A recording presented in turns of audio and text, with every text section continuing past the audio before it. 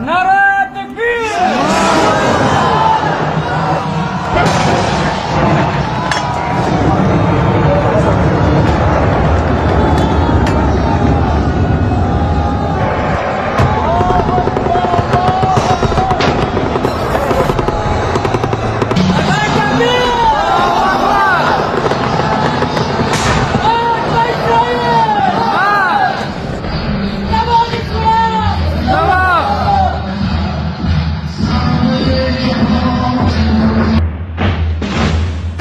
حامیان دین جمله سر به کف، دشمنان دین لبیک یا اقصی،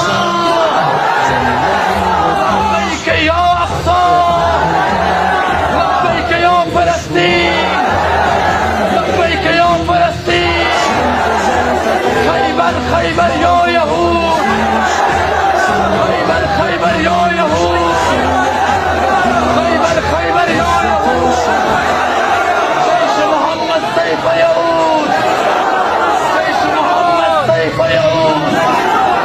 نعره تکبیر، نعره تکبیر.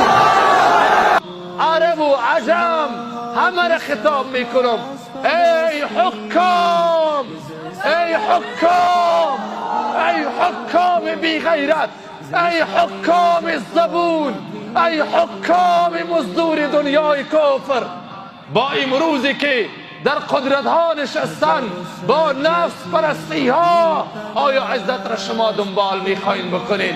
نه والله که این زبونی، والله که این خاریست، والله که این شرمه در تاریخ دنیای اسلام است. لشکری آماده شویم و یکی در کنار هم دیگر، شمشیرها از غلاف بیرون، اسلحه ها در دست.